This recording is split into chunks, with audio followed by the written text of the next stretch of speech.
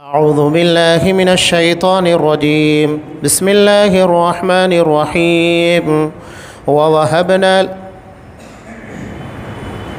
واذكر في الكتاب موسى إنه كان مخلصا وكان رسولا نبيا وناديناه من جانب الطور الأيمن وقربناه نجيا ووهبنا له من رحمتنا أخاه هارون نبيا واذكر في الكتاب إسماعيل إنه كان صادق الوعد وكان رسولا نبيا وكان يأمر أهله بالصلاة والزكاة وكان عند ربه مرضيا واذكر في الكتاب إدريس إنه كان صديقا نبيا ورفعناه مكانا عليا أولئك الذين أنعم الله عليهم من النبيين من ذرية آدم وممن حملنا مع نوح ومن ذرية إبراهيم وإسرائيل وممن هدينا واجتبينا إذا تتلى عليهم آيات الرحمن خروا سجدا وبكيا فخلف من بعدهم خلف أضاعوا الصلاة واتبعوا الشهوات فسوف يلقون غيا إلا من تاب وآمن وعمل صالحا فأولئك يدخلون الجنة ولا يظلمون شيئا جنات عدن التي وعد الرحمن عباده بالغيب إنه كان وعده مأتيا لا يسمعون فيها لغوا إلا سلاما ولهم رزقهم فيها بكرة وعشيا تلك الجنة التي نورث من عبادنا من كان تقيا.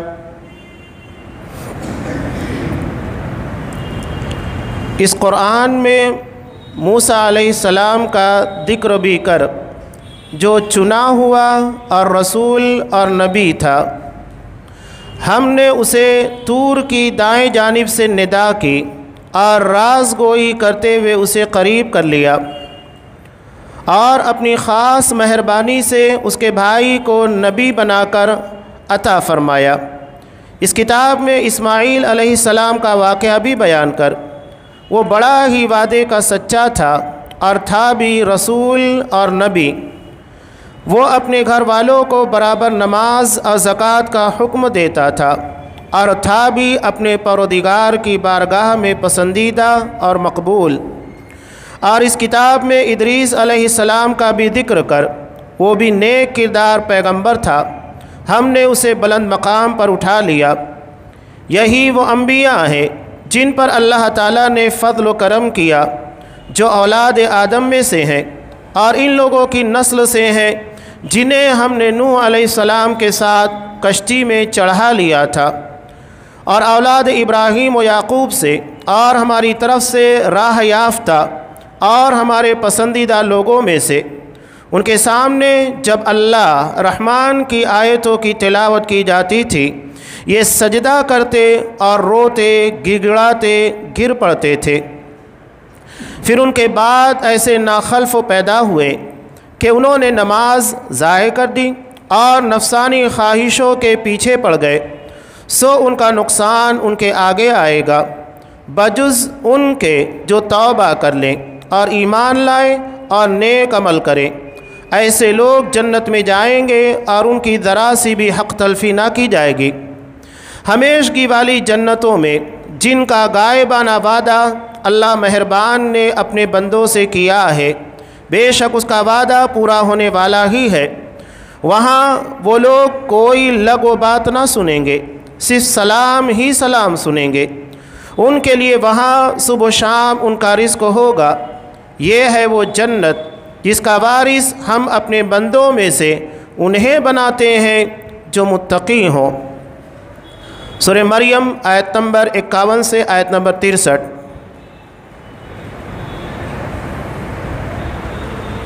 محترم سامعین، عزیز ماں اور بہنوں، حضرت زکریا حضرت مریم اور اس کے بعد حضرت ابراہیم علیہ السلام۔ ان تین اہم پیغمبروں اور حضرت مریم کے واقعے کو بیان کرنے کے بعد اب یہاں حضرت موسیٰ علیہ السلام کا تذکرہ ہے۔ حضرت زکریا، حضرت مریم، حضرت ابراہیم، ان لوگوں کی زندگی میں دیکھے آزمائشیں، مشکلات بڑی تھیں۔ حضرت زکریا کو 120 سال سے زیادہ عمر ہو گئی، اولاد نہیں۔ حضرت مریم بن بیاہی ماں بنی، اور حضرت ابراہیم علیہ السلام نے اللہ کی خاطر اپنا سب کچھ چھوڑ دیا، اپنے باپ کو، بستی کو، سارے لوگوں کو چھوڑا۔ اب یہاں حضرت موسیٰ علیہ السلام کا تذکرہ ہے، جو اولو العزم و پیغمبروں میں سے ایک ہے۔ حضرت موسیٰ علیہ السلام کی زندگی میں بھی ایک بہت بڑی آزمائش تھی کہ جب یہ نوجوان تھے اور فرعون کے دربار میں پل بڑھ رہے تھے، اسی دوران انہوں نے ایک قبطی اور ایک بنی اسرائیلی کو دیکھا، یہ جھگڑا کر رہے ہیں۔ اب انہوں نے دیکھا کہ ایک قبطی زیادتی کر رہا تھا بنی اسرائیل کے شخصوں پر، تو انہوں نے اسے مار دیا۔ اب اس ایک تھپڑ کی وجہ سے اس کی جان چلی گئی۔ حضرت موسیٰ علیہ السلام کے خلاف وارنٹ نکل گیا، یعنی اب ان کے قتل کرنے کے تعلق سے حکم نافذ ہو چکا تھا۔ حضرت موسیٰ علیہ السلام وہاں سے پیدل نکلے اور مدین گئے، اور مدین سے دوبارہ انہیں مصر کی جانب، جب وہاں حضرت شعیب کی بیٹی سے نکاح کیے اور 8 یا 10 سال کی مدت طے کر چکے تھے، واپس انہیں مصر آنا تھا۔ اب بہت بڑی آزمائش تھی، اس لیے کہ فرعون حضرت موسیٰ علیہ السلام کے قتل کا درپے تھا۔ اب ایسے عالم میں وہاں آ کر اپنی جان بچانا، اور صرف جان بچانا نہیں بلکہ فرعون کے دربار میں جا کر توحید کی دعوت پیش کرنا تھا، جو اپنے آپ کو رب اعلیٰ کہتا تھا۔ یہ بہت بڑا امتحان تھا، اس لیے یہاں اب حضرت موسیٰ علیہ السلام کا تذکرہ کیا جا رہا ہے۔ حضرت موسیٰ علیہ السلام کو جب مدین سے مصر کی واپسی میں نبوت عطا کی گئی، اللہ تبارک و تعالیٰ نے ڈائریکٹ ان سے بات کی، اور بات کرنے کے بعد ان کے سر کے پر تاج نبوت، تاج رسالت رکھا گیا۔ اب یہ وہاں سے جانے لگے۔ حضرت موسیٰ علیہ السلام نے اللہ سے مطالبہ کیا کہ اللہ، فرعون کے دربار میں دعوت و تبلیغ کے لیے میرا ہم نوا اور میرا ہمدم اور میری بات کا تعاون کرنے والا، اس دعوت کے اندر میرا ساتھی، میرے اپنے بھائی کو بنا دے۔ حضرت ہارون علیہ السلام، جو حضرت موسیٰ علیہ السلام سے 3 سال عمر میں بڑھے تھے، اللہ نے ان کے مطالبے کو اور ان کی دعا کو قبول کیا، اور حضرت موسیٰ علیہ السلام کے بڑے بھائی ہارون کو بھی نبوت عطا کر دی گئی۔ یعنی بیک وقت تو 2 نبی، اور دونوں کے دونوں سگے بھائی ہیں۔ پہلے حضرت موسیٰ علیہ السلام کو نبوت ملی، بعد میں ان کی دعا کی برکت سے حضرت ہارون علیہ السلام کو بھی۔ حضرت ہارون علیہ السلام کو نبی بنائے جانے کا جو مطالبہ تھا، وہ اس بنیاد کے پر بھی تھا کہ حضرت موسیٰ علیہ السلام نے کہا کہ وہ بات کرنے میں مجھ سے زیادہ بہتر ہیں، اپنی بات کو رکھنے میں زیادہ بہتر ہے، اس لیے ان کو نبوت دے دی جائے تاکہ جب وہ بات رکھیں اچھے انداز میں رکھ سکیں، میں بات پیش کروں وہ بھی کریں، تو ہم دونوں مل کر بہتر انداز میں دعوت کا کام کر سکیں گے۔ اب یہاں حضرت موسیٰ علیہ السلام کے تعلق سے اللہ نے ارشاد فرمایا، اِنَّهُ كَانَ مُخْلَصًا۔ حضرت موسیٰ علیہ السلام یہ چنے ہوئے نبی تھے، ہر نبی کا سلیکشن اللہ ہی کرتا ہے، اور خاص طور سے اتنے بڑے اہم کام کے لیے حضرت موسیٰ علیہ السلام کو چنا گیا تھا۔ اس کے بعد قرآن مجید کہہ رہا ہے وَكَانَ رَسُولًا نَبِيًّا۔ حضرت موسیٰ علیہ السلام رسول اور نبی تھے۔ اب یہاں رسول اور نبی کے درمیان کیا فرق ہے؟ رسول دراصل نبی بھی ہوتا ہے، اور نبی جو ہوتا ہے وہ رسول نہیں ہوتا۔ ہر رسول نبی ہوتا ہے لیکن ہر نبی رسول نہیں ہوتا، یہ دونوں کے درمیان فرق ہے۔ رسول کے تعلق سے ایک اہم بنیادی فرق یہ بھی ہے نبی اور رسول کے درمیان کہ اللہ تعالیٰ رسولوں کی جان کی حفاظت کی ذمہ داری لیتا ہے، لیکن نبیوں کی نہیں، بلکہ بہت سارے انبیاء کو ناجائز ناحق قتل کیا گیا، جیسا کہ حضرت یحییٰ علیہ السلام کو ناحق قتل کیا گیا، اور یہودی اپنے گمان کے مطابق حضرت عیسیٰ علیہ السلام کو بھی پھانسی کے پر صلیب کے پر لٹکا چکے ہیں۔ قرآن مجید نے بیان کیا کہ وَيَقْتُلُونَ الْأَنْبِيَاءَ بِغَيْرِ حَقٍّ، کہ ان لوگوں نے ناحق بہت سارے انبیاء کو قتل کیا، لیکن کسی رسول کے تعلق سے قرآن مجید کے اندر نہیں ہے کہ کسی رسول کو ناحق قتل کیا گیا ہو۔ نبی کا قتل ہوا، رسول کا نہیں۔ یہ نبی اور رسول کے درمیان ایک فرق ہے۔ نبی اور رسول کے درمیان ایک فرق اور بھی ہے کہ نبی جو ہوتا ہے یہ پہلے سے کوئی شریعت جو چل رہی ہے اسی کی تابع داری کرتا ہے، جبکہ رسول جو ہوتا ہے اسے نئی شریعت عطا کی جاتی ہے، اسے کتاب عطا کی جاتی ہے، اور پھر اس کتاب کی روشنی میں نئی شریعت اور دین کے ساتھ اپنی امت کے اندر کام کرتا ہے۔ اس لیے یہاں حضرت موسیٰ علیہ السلام کو اللہ تبارک و تعالیٰ نے رسول اور نبی دونوں کہا۔ اب یہاں قرآن ان کے تذکرے کو بیان کر رہا ہے جب ان کو نبوت عطا کی گئی۔ وَنَادَيْنَاهُ مِنْ جَانِبِ الطُّورِ الْأَيْمَنِ وَقَرَّبْنَاهُ نَجِيًّا، کہ ہم نے انہیں طور کی دائیں جانب سے آواز دی اور راز گوئی کرتے ہوئے اسے قریب کر لیا۔ یہاں حضرت موسیٰ علیہ السلام کے تعلق سے ہم کلامی ہے۔ طور کے داہنی جانب اللہ نے انہیں آواز دی، وہ جو آواز تھی اللہ کی تھی، اور وہ ایک درخت کے ذریعے سے حضرت موسیٰ علیہ السلام تک پہنچی۔ اللہ نے کہا انی انا اللہ العزیز الحکیم، موسیٰ ڈرو مت، یہ میں ہوں اللہ جو غالب ہے، حکمتوں والا ہے۔ اور کہا کہ اب تمہیں نبوت دی جا رہی ہے، تمہارے کاندھے کے پر ذمہ داری ڈالی جا رہی ہے۔ وَقَرَّبْنَاهُ نَجِيًّا، اور راز گوئی کرتے ہوئے اسے قریب کر لیا۔ اب یہاں راز گوئی کرتے ہوئے انہیں قریب کرنا، اس کے تعلق سے مفسرین نے تین باتیں بیان کی۔ ایک یہ کہ ہم نے اسے راز کی بات کہنے کے لیے اپنے پاس بلا لیا، یعنی نبوت کی جو بات تھی، اور دوسرا یہ کہ ہم نے راز کی بات کہہ کر اسے اپنا مقرب بنا لیا، اسی لیے کہ جو قریبی ہوتا ہے اسی کو راز کی بات کہی جاتی ہے، ہر کسی کو نہیں کہی جاتی۔ اور تیسرا یہ کہ ہم نے سیدنا موسیٰ کو آسمانوں پر اٹھا لیا اور انہوں نے قلم چلنے کی آواز سنی جو لوح محفوظ پر چلتی ہے۔ حضرت عبداللہ ابن عباس رضی اللہ تعالیٰ عنہ اور تابعین کی ایک جماعت سے یہی منقول ہے کہ حضرت موسیٰ علیہ السلام کو آسمان کے پر بلایا گیا تھا، اٹھایا گیا تھا، اور جہاں پر لوح محفوظ پر قلم چلتی ہے اس قلم کے چلنے کی آواز کو حضرت موسیٰ علیہ السلام نے سنا۔ ویسے آپ صلی اللہ علیہ وسلم کے تعلق سے بھی ہے، جب آپ معراج میں گئے تو آپ صلی اللہ علیہ وسلم اتنا قریب گئے جہاں پر قلم کے چلنے کی آواز آ رہی تھی، جہاں لوح محفوظ میں لکھا جاتا ہے، اس آواز کو آپ صلی اللہ علیہ وسلم نے معراج میں سنا تھا۔ اس کے بعد اللہ ارشاد فرما رہا ہے وَوَهَبْنَا لَهُ مِن رَحْمَتِنَا أَخَاهُ هَارُونَ نَبِيًّا، اور اپنی خاص مہربانی سے ان کے بھائی حضرت ہارون کو بھی اللہ نے نبی بنایا۔ اللہ نے یہاں حضرت ہارون کے تعلق سے یہ نہیں کہا کہ ان کو رسول بنایا، صرف نبوت عطا کی گئی، اس لیے اللہ نے یہاں نبوت کا تذکرہ کیا۔ اب اس کے بعد تذکرہ آ رہا ہے حضرت اسماعیل علیہ السلام۔ قرآن ان کے تعلق سے کہہ رہا ہے، اس سے پہلے بات گزر چکی ہے کہ حضرت اسحاق اور حضرت اسحاق کے ذریعے حضرت یعقوب علیہ السلام پیدا ہوئے، اس کے بعد حضرت یوسف علیہ السلام، ایک سلسلہ چلا۔ وہاں پر حضرت اسماعیل علیہ السلام کا ذکر نہیں تھا، اس لیے اب یہاں پر اللہ حضرت اسماعیل علیہ السلام کا الگ سے تذکرہ کر رہا ہے۔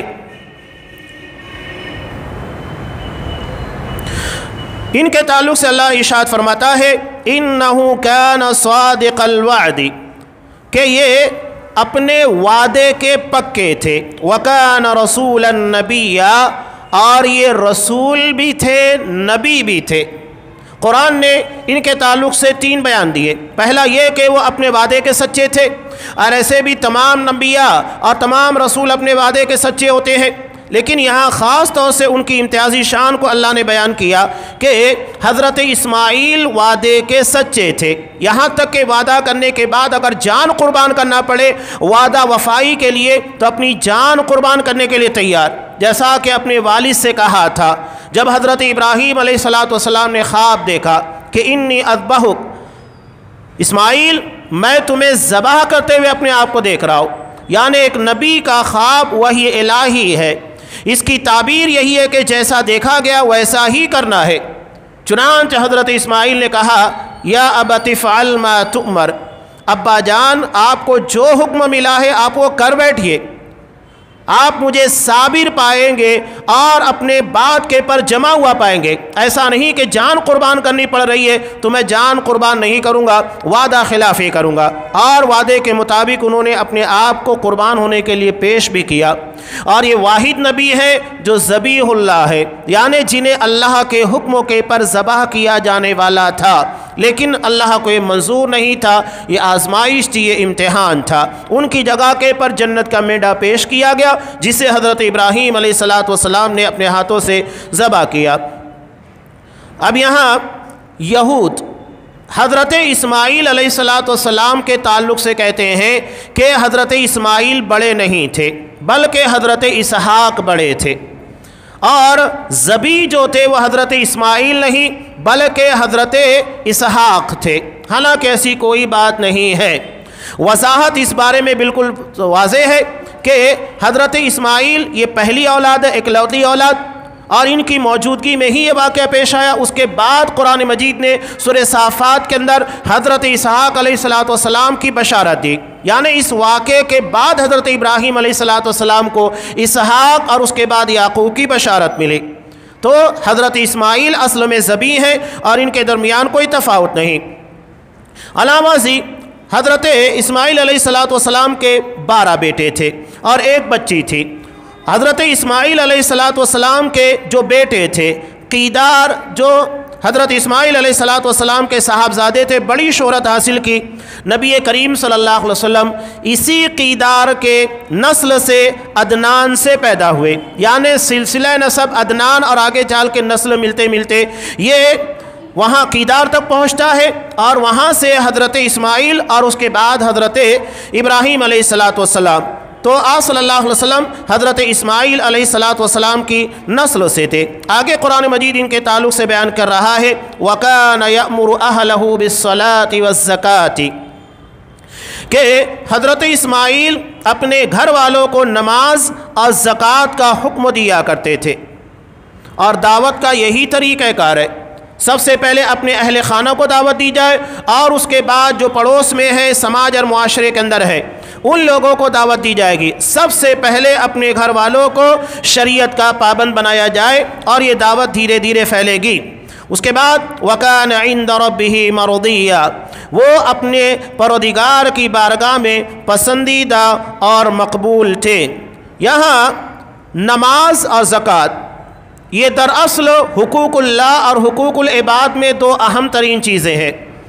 توحید کے بعد، یعنی جس زبان سے ہم نے اللہ کی توحید کا اقرار کیا، اسی کو ہم اپنے عمل کے ذریعے یعنی نماز کے ذریعے ثابت کریں کہ اللہ کھڑا ہونا ہے تیرے لیے، جھکیں گے تیرے لیے، سجدہ کریں گے تیرے لیے۔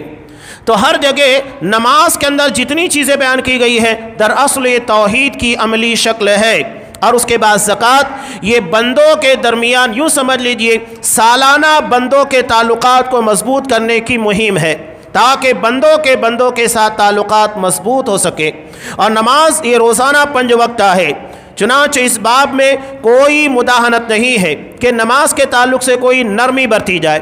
نبی کریم صلی اللہ علیہ وسلم نے ارشاد فرمایا، جیسا کہ بخاری کی روایت میں امرت ان اقاتل الناس حتی یشہدوا ان لا الہ الا اللہ، مجھے اس بات کا حکم دیا گیا ہے کہ میں لوگوں سے قتال کروں یہاں تک کہ وہ گواہی دے کہ اللہ کے سوا کوئی معبود نہیں، وَيُقِيمُ الصَّلَاةَ وَيُؤْتُ الزَّكَاةَ، اور نماز قائم کرے، زکوٰۃ ادا کرے، فَإِذَا فَعَلُوا ذَلِكَ، اور اگر وہ ایسا کرتے ہیں عَصَمُوا مِنِّي دِمَاءَهُمْ وَأَمْوَالَهُمْ، تو وہ اپنا مال اور اپنی جان، اپنا خون محفوظ کر لیتے ہیں۔ یہاں پر بھی دیکھیے آپ صلی اللہ علیہ وسلم نے نماز اور زکوٰۃ کو ہی اہمیت دی۔ اس کے بعد ہے حضرت ادریس علیہ السلام۔ قرآن کہہ رہا ہے وَذْكُرْ فِي الْكِتَابِ ادریس، کہ اس کتاب میں حضرت ادریس کا بھی ذکر کرو۔ اب یہاں حضرت ادریس یہ واحد نبی ہیں جو حضرت نوح علیہ السلام سے پہلے مبعوث کیے گئے، اس لیے ان کا تذکرہ پہلے کیا جا رہا ہے۔ اور اس کتاب میں ادریس علیہ السلام کا بھی ذکر کرو، وہ بھی نیک کردار پیغمبر تھا۔ حضرت ادریس، ان کا زمانہ جیسا کہ مفسرین نے بیان کیا ہے کہ یہ حضرت نوح علیہ السلام کے پہلے کے نبی ہیں۔ اس کے بعد قرآن مجید کہہ رہا ہے وَرَفَعْنَاهُ مَكَانًا عَلِيًّا، ہم نے اسے بلند مقام پر اٹھا لیا۔ ایک روایت کے مطابق آپ صلی اللہ علیہ وسلم جب معراج میں گئے تو چوتھے آسمان کے پر حضرت ادریس علیہ السلام سے ان کی ملاقات ہوئی، یعنی ان کا مقام بھی بلند ہے۔ اسی کو قرآن کہہ رہا ہے ہم نے انہیں بلند مقام پر اٹھا لیا۔ اب ان سارے نبیوں کا تذکرہ کرنے کے بعد اب اللہ ارشاد فرما رہا ہے اولئک الذین انعم اللہ نے ان لوگوں کے پر اپنی نعمت کو نچھاور کیا، من النبیین، یہ نبیوں میں سے ہے، من ذریت آدم، حضرت آدم علیہ السلام کی ذریت میں سے۔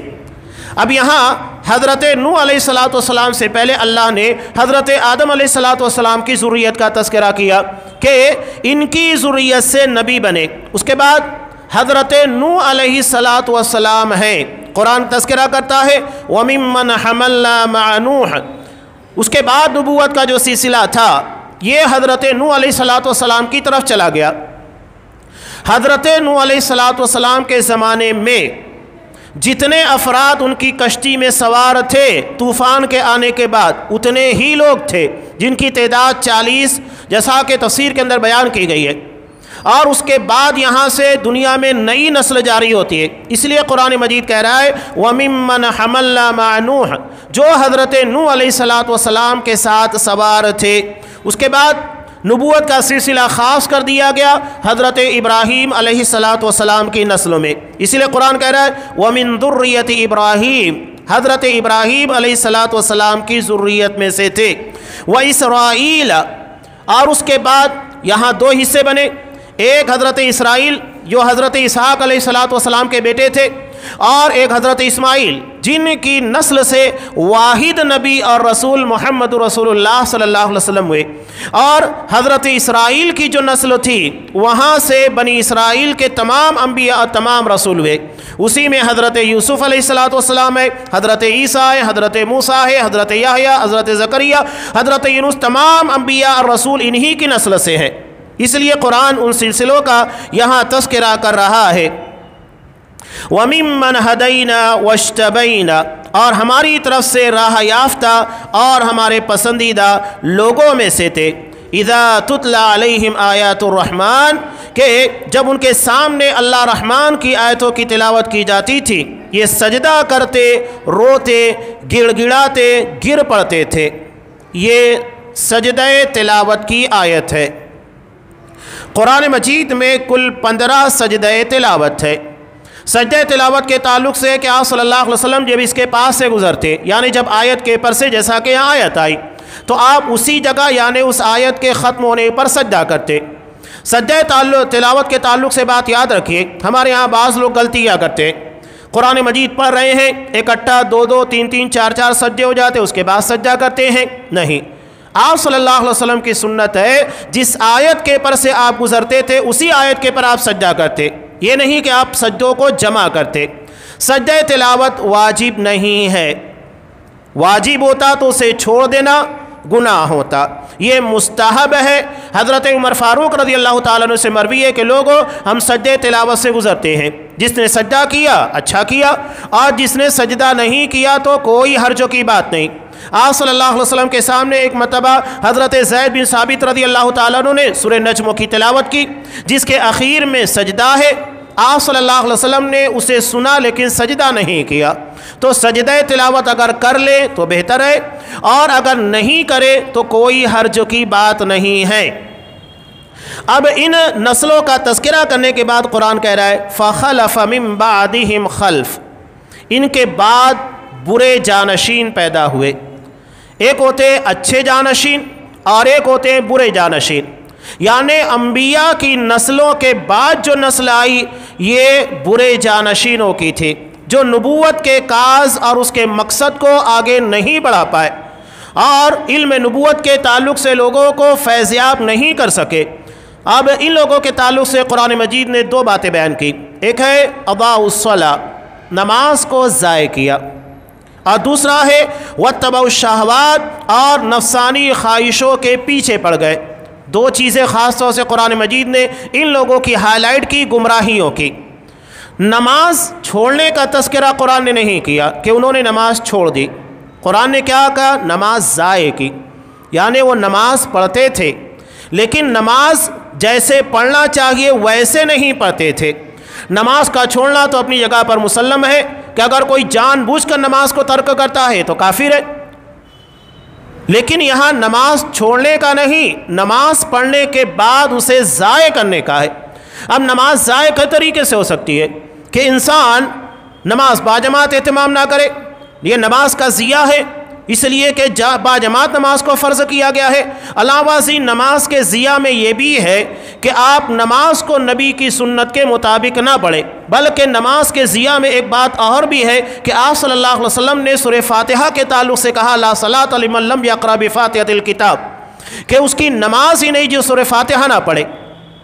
تو اب اگر کوئی شخص سورہ فاتحہ نہیں پڑھتا ہے تو سوچئے کہ اس کی نماز کہاں ہے، تو یہ بھی نماز کا ضیاع ہے، اسے برباد کر دینا ہے۔ علاوہ ازیں نماز نبی کی سنت کے مطابق نہیں پڑھنا، جلدی جلدی پڑھنا، رکوع اور سجدوں کا صحیح طور پر اہتمام نہیں کرنا، یہ سب نماز کے ضائع کرنے میں آتا ہے۔ اور اس کے بعد ہے نفسانی خواہشات کی پیروی، جو جی چاہے، جو ہمارا من چاہے، یہ بہت خطرناک گمراہی ہے۔ یعنی جو ہمارے دل میں آئے ہم اسی کے مطابق شریعت کو سمجھیں گے، فالو کریں گے، اور یہ ساری گمراہیاں آج ہمارے درمیان دکھائی دے رہی ہیں، چاہے منکرین حدیث کی بات کیجئے یا ابھی ہمارے نزدیک قریب میں جو فتنہ پیدا ہوا ہے، نیم رافضی، محمد علی مرزا انجینئر، یہ بھی وہی ہے، اپنی من مانی تعویلات کے ذریعے شریعت کے احکام کو پامال کرنے کی کوشش کرنا، یعنی شریعت اپنی اصل کے ساتھ باقی ہی نہیں رہ جائے گی۔ تو یہ بڑا خطرناک جرم ہے جس کا تذکرہ کیا ہے، فسوف یلقون غیا، ان کا نقصان ان کے آگے آنے والا ہے۔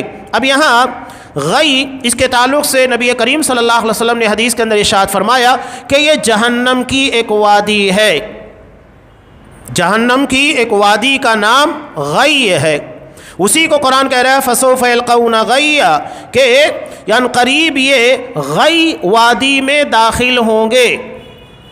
یہ کون سی وادی ہے؟ آپ صلی اللہ علیہ وسلم نے کہا جہنمیوں کو سزا دینے کے بعد ان کے جسموں کی غلاظتیں جہاں جمع ہوتی ہے اس وادی کا نام غی ہے، اور یہ زانیوں، شرابیوں، سود و خوروں اور ماں باپ کے ساتھ نافرمانی کرنے والے لوگوں کو پلائی جائے گی، اس میں ان کو داخل کیا جائے گا۔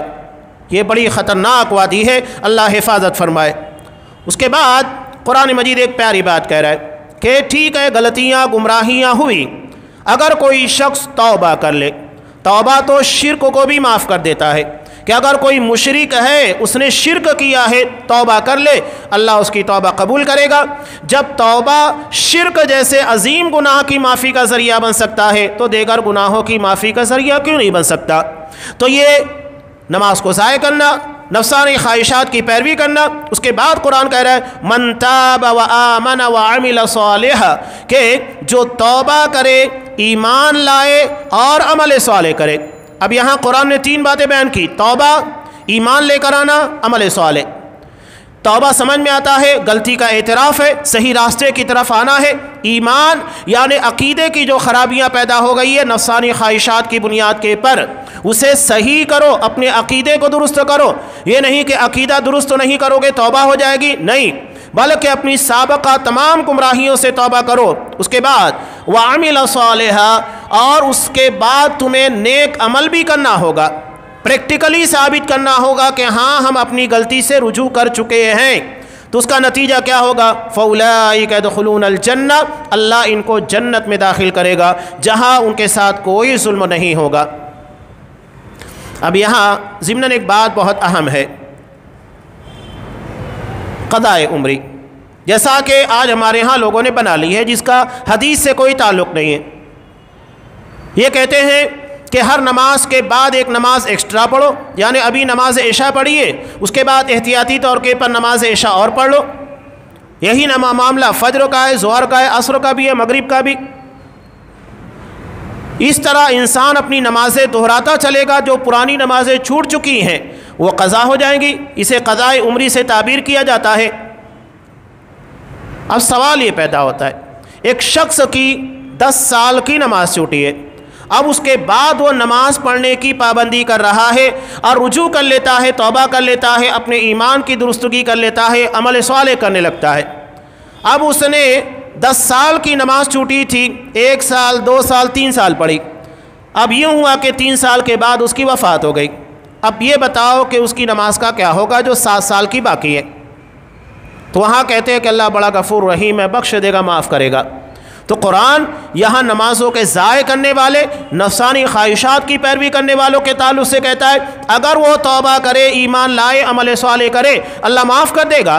تو اللہ جب 7 سال کی نمازوں کو معاف کر سکتا ہے تو 10 سال کی نمازیں کیوں نہیں معاف کرے گا؟ تو یہ جو لوگوں کے درمیان قضاء عمری کے نام کے پر باتیں پیش کی جاتی ہے، پروپیگنڈا کیا جاتا ہے، اس کا حدیث اور شریعت سے کوئی لینا دینا نہیں ہے۔ جو بندہ ٹھیک ہے جہاں تک اس کو معلوم تھا اور جو اس کی وسعت کے اندر تھی اتنی نمازیں چھوٹی تھی، اگر وہ کر لے تو اچھی بات ہے، اس لیے کہ نماز کو بہرحال اس کے وقتوں کے پر ادا کرنا، اور اگر چھوٹ گئی ہے تو جب یاد آئے اس کو دہرا لینا ہے۔ لیکن جتنی استطاعت، اب ایک آدمی کی سالوں کی نماز چھوٹی ہے، کئی سالوں کی، برسوں کی، اب وہ باقاعدہ ان تمام چیزوں سے، غلطیوں سے رجوع کر کے پابندی کے ساتھ نماز ادا کر رہا ہے، تو اس کے لیے یہی حکم ہوگا کہ وہ توبہ کر لے، اپنے ایمان کی اصلاح کر لے اور پابندی کے ساتھ نماز ادا کرے، یقیناً اللہ اس کے سابقہ گناہ اور غلطیوں کو معاف کر دے گا۔ ان لوگوں کو اس جنت میں داخل کیا جائے گا جس کا وعدہ رحمان نے اپنے بندوں سے غائبانہ طور پر کیا ہے، یعنی جنت دکھائی نہیں گئی ہے، صرف قرآن مجید کی آیات اور نبی کی احادیث میں ان چیزوں کا تذکرہ کیا گیا ہے۔ اِنَّهُ كَانَ وَعْدُهُ مَأْتِيًّا، یقیناً اس کا وعدہ پورا ہونے والا ہے۔ جہاں وہ کسی بھی قسم کا لغو یعنی فضول، لغو کی تفسیر بیان کرتے ہوئے یہاں پر مفسرین نے بیان کیا ہے کہ یہاں لغو سے مراد بیہودہ بات ہے۔ بیہودگی میں جتنی باتیں آتی ہیں، جھوٹی بات، غیبتیں کرنا، چغلیاں کرنا، مذاق اڑانا یا فتنہ و فساد برپا کرنا، شرارت کی بات کرنا، بے معنی بات یا گندی بات یا شہوانیت کی بات، گالی گلوچ، یہ سب کے سب لغو کے اندر شامل ہے۔ گویا کہ جنت ایسا معاشرہ ہوگا جو اس طرح کے تمام فتنہ و فساد سے آزاد ہوگا، پاک ہوگا۔ اسی لیے جنت کو دارالسلام کہا جاتا ہے۔ قرآن نے کہا الا سلام، صرف وہاں سلام ہی سلام ہوگا۔ وَلَهُمْ رِزْقٌ فِيهَا بُكْرَةً وَعَشِيًّا، ان کے لیے وہاں صبح و شام ان کا رزق ہوگا۔ یہ وہ جنت ہے جس کا وارث ہم اپنے بندوں میں سے انہیں بناتے ہیں جو متقی ہیں۔ جنت حضرت آدم علیہ السلام کا مسکن ہے، یہ آبائی وطن ہے۔ جنت کے تعلق سے ہم کہہ سکتے ہیں کہ حقیقی گھر واپسی جنت کی ہے یا دوزخ کی ہے؟ گھر واپسی یقیناً ہوگی، اس لیے کہ انسان روئے زمین کا باشندہ ہے ہی نہیں۔ اس کی گھر واپسی ہوگی قیامت کے دن جنت میں یا جہنم میں، یہ اس کے اپنے اعمال، اپنے کردار کے پر ہوگا۔ قرآن نے کہا کہ یہ وراثت میں ملے گی۔ اب وراثت کیسے ثابت کرنا ہے؟ جیسا کہ نبی کریم صلی اللہ علیہ وسلم نے علماء کے تعلق سے کہا العلماء ورثۃ الانبیاء، کہ علماء انبیاء کے وارث ہیں۔ اور یہ وراثت کس چیز کی ہے؟ علموں کی، یعنی علمی بنیاد کے پر جو ورثہ انبیاء نے چھوڑا وہی ورثہ علماء امت تک پہنچانے کا کام کرتے ہیں۔ اس بنیاد پر ان کو وارثین انبیاء کہا جاتا ہے۔ تو یہ وراثت ہے۔ اب یہاں حضرت آدم علیہ السلام جو اصل میں جنت میں پیدا کیے گئے مسکن ہے، ان کا آبائی وطن وہی ہے، تو وہاں پر ہمیں میراث ثابت کرنے کے لیے کیا کرنا ہوگا؟ دین کی بنیاد کے پر میراث ثابت کرنا ہوگا۔ جیسا کہ دنیا میں انبیاء کی وراثت دین ہے، علم ہے، ایسے قیامت کے دن اسی دین اور اسی علم کی بنیاد کے پر وراثت ثابت ہوگی۔ اور اگر کوئی نہیں ثابت کر پایا عقیدے اور دین کی بنیاد کے پر، وہ محروم ہوگا، اس کو جنت میں داخلہ نہیں دیا جائے گا۔ یہ اسی وراثت کا تذکرہ ہے۔ جنت میں تمام لوگوں کے لیے حصہ ہے، چاہے وہ مومن ہو، مشرک ہو، سب کے لیے۔ اب وہاں جو مشرک ہوں گے شرکوں کی بنیاد کے پر جنت سے محروم ہو جائیں گے، نتیجہ کیا ہوگا؟ جنت کا اتنا حصہ خالی ہوگا جیسا کہ دنیا میں مثال کے طور پر ایک باپ کے 2 بیٹے، ایک کافر ہے اور ایک مومن ہے، تو کافر اپنے کفر کی بنیاد پر باپ کی وراثت سے محروم ہو جائے گا، اسے باپ کی پراپرٹی میں سے کچھ نہیں ملے گا۔ یہی معاملہ اس کے الٹ بھی ہے کہ اگر بیٹا مومن ہے، باپ کافر ہے، تو اسے اپنے کافر باپ کی پراپرٹی میں سے کچھ نہیں ملے گا۔ یعنی دین کی بنیاد کے پر فرق میراث کو ختم کر دیتا ہے۔ تو یہ جتنے کے جتنے محروم ہوں گے، ان تمام لوگوں کی وراثت کن لوگوں کے حصے میں آئے گی؟ جو اہل جنت ہوں گے، انہیں تقسیم کر دیا جائے گا۔ جیسا کہ دو بیٹوں کے درمیان ایک کافر ہونے کی بنیاد پر اپنی وراثت سے محروم ہو جائے گا اور اس وراثت کا حقدار اس کا مومن بھائی بنے گا، یہی معاملہ قیامت کے دن جنت میں بھی ہوگا۔ اس کے بعد بھی جنت خالی ہوگی، تب اللہ ایک نئی مخلوق کو پیدا کر کے جنت کو آباد کرے گا۔ جنت کی وسعت، اس کی پنہائیاں ہم سمجھ نہیں سکتے۔ آخری جنتی کے تعلق سے اللہ کے رسول نے کہا کہ دنیا کے بادشاہ کے 10 پٹ اسے جگہ دی جائے گی۔ 10 پٹ، ایک بادشاہ کی کتنی بڑی اسٹیٹ ہوتی ہے، اس کے 10 گنا آخری جنتی کو دی جائے گی۔ تو سارے جنتیوں کے بارے میں کیا سوچ سکتے ہیں؟ اور اس کے بعد بھی جنت خالی ہوگی۔ تو یہ اہل جنت کا یہاں پر تذکرہ تھا، جو ان کے میراث اور وراثت کے طور پر جگہ ملنے والی ہے۔ اس کے بعد عقیدے کی کچھ اہم بنیادی باتیں اور بھی ہیں، اور پل صراط کا بھی تذکرہ ہے۔ انشاءاللہ وہ آئندہ درس میں تفصیل کے ساتھ بیان کیا جائے گا۔ اللہ تبارک و تعالی ہمیں ان واقعات کی روشنی میں جو دین عقیدہ کی باتیں اور اپنی آخرت کو تعمیر کرنے کی باتیں سمجھ میں آتی ہیں، اللہ ہمیں اس کے پر عمل کی توفیق دے، ہمارے عقیدے کی اصلاح فرمائے اور ہمارے اعمال کی بھی اصلاح فرمائے۔ آمین۔ وآخر دعوانا ان الحمد للہ رب العالمین۔